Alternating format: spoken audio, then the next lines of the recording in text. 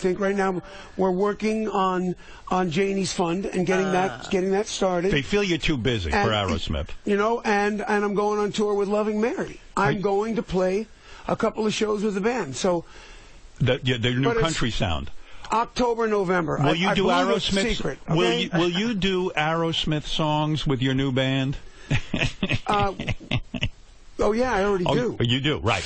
I remember hearing from you a couple of months ago, and you were so excited, like a kid, because you were going to do some Aerosmith songs in a country kind of style, stripped down, whatever you want to call it, acoustic. You get really turned on by this. I haven't seen you this fired up.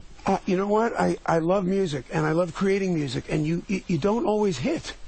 You know, you don't always hit, and when you do, you know, because you learn how to craft. Right. I don't know how I wrote Dream On because I didn't know about the crafting of songs, but I heard Everly Brothers, the Beatles. I've heard a lot of, so that song when you say the Everly Brothers, when you were a kid, you would like string up some weird concoction around the radio so that you could pick up country stations from far away. Well, I lived in Sunapee, New Hampshire. Right. My parents lived on 300 acres of empty nothingness. And shitty radio was available. Right. Is this on? Yeah, this is what on. It was like all the time. That's all you heard. That's that's in the middle of Living on the Edge too, right there. I did that twice, and but there was no one for a mile. Right. Joe Perry, on the other hand, lived across the lake. Right. Who knew? Yeah. But I lived in a cabin. I mowed the lawns and did the fields, took care of it. And one day I got this thought: if I go down and get some wire long enough and string it to the top of the apple tree, I'll be able to pick in some decent stations. I had a radio in the cabin. Because the radio there was non-existent. But at night, you can pick up stations from all over the planet. Right. Weird stuff goes on. So I did it, and I'm in there turning the dial. What would you pick up, WBCN in Boston or something? Yeah, that, WCNL. But the one I picked up that I loved the most was Fort Wayne, Indiana. Whoa, whoa. Right. Whoa, whoa. And I heard a song called... in 1814, we took a little trip, on Colonel Jackson down the mighty Mississippi. And then they played the B-side, which was a song called All for the Love of a Girl. Now, keep in mind, I'm 9. Right. I didn't even have hair down there yet. You probably did, knowing you. You probably had a little peach fuzz on your balls. But go ahead, yes. You were 9 years old. I didn't know about sex, but I felt it in that song. I heard something that made me get warm down there. It was like, wait, what? There was something in that love song. And that's kind of, I like to think, that's where it all started. It was Johnny Horton. That was so country. Then my sister had Everly Brother albums. Why did you say that we could sit in a room and write a song together? Because we can. Now, you're saying anyone can write a song? Yeah, because I have the melody. You may not have that. Right. But you certainly have lyrics. I do? Oh, you listen to your show. Oh. Every night, every day you do your show, it's a song. Yeah. Someone could take bits and pieces out of it and write a song. Right. But you got to know which bits and pieces. You got to hit on the theme. Know that part. You got to come up with like something, some title. Yeah. Whatever it is, and then you write on it. Have you matured sexually in the sense that now you're not chasing every woman? I mean, are you with one woman right now, in a sense? Were you also a sex addict and a drug addict? Well, calling a rock star a sex addict is ridiculous. Is like calling a guy that works in a car. I can't think of a good one right now, but it's like there is some analogy. There's always candy around. You think? Because how does it work? In a candy shop. It's like he's not going to. Stephen, you're a very handsome man. You always were. You've got the look and all of that, and you had the music, and you were wealthy. So it's intoxicating to women. Were there times that you'd say, "I'm not even going to fuck this woman because she doesn't know what she's doing. She's going to get into trouble with me because I'm going to end up dumping her and stuff." Did you ever take mercy on a woman? I did. You did. Married women. Yes, married women. They were verboten. Yeah, there was a time when that came into play. Right. Remember, when you're off and running, you got a guy on the side of the stage. You point at him, and they're in the shower. So you'd have them off stage. They're in your dressing room. Yeah. Do you become desensitized? I mean, let's get real here. Okay. I don't know any human being that wouldn't go there if they could. Right. In other words, if you put any guy in your situation, at some point you would have gone berserk. First of all, it's the strongest drug I ever took was music. When I wrote the first song with Joe Perry, I was over the moon. Were you in love with Joe in a sense? I don't mean it physically, but I mean you're in love with him. I fell in love with Joe so much that Sweet Emotion is about his girlfriend, because as soon as I got the band to live together in the... Okay, I didn't get them to live in the apartment, but it was all of our ideas.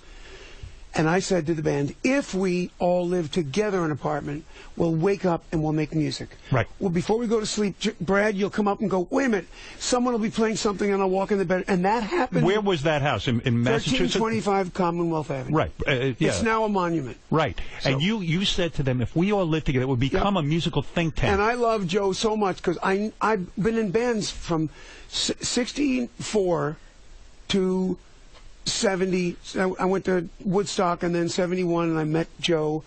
And I saw You went him to Woodstock? Yeah. You were in the audience? Oh, God, yeah. I got woken up by Hendrix going, bah, bah, bah, bah, bah, bah. You were such a music fan at that point. You camp out in the mud. In the mud. And I met Joey Kramer walking down the path. Between where we were staying, there was a small way through the woods that had Christmas lights on the trees. That's how you met your drummer. It was called Groovy Way. And I went in, and those are the banners behind the original Aerosmith. You see this guy? When the day we had to stay there 2 extra days after, so it looked like a war field. And so I'm walking down this path, and there's Joey. He must have taken 3 tabs of LSD, 250 micrograms each, and we took 3. Right. Not that, you know. Right. And I walked down the path, and I remembered him from high school because we were in bands together. But of all the people to meet, so out of all because there was hundreds of thousands of people there. When you get hip to serendipitous, yes. When you look at the clock and it says 11:11, there's magic there. And the more you see it, the more you're going to get it in your life. Are you saying the magic is that you ran into him in the middle of that chaos at Woodstock? And he became my drummer. I became his lead singer. Right. Pretty amazing.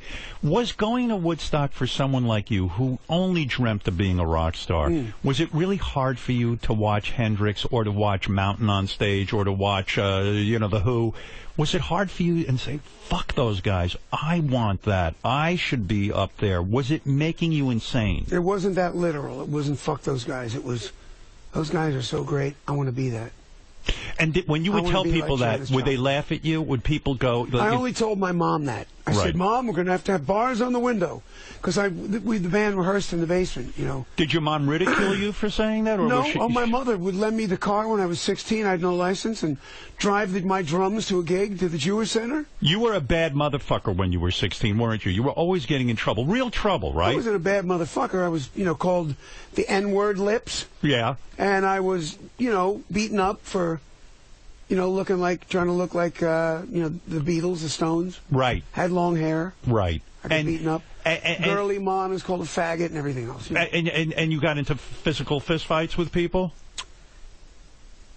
Yeah, I got beaten up after school a lot.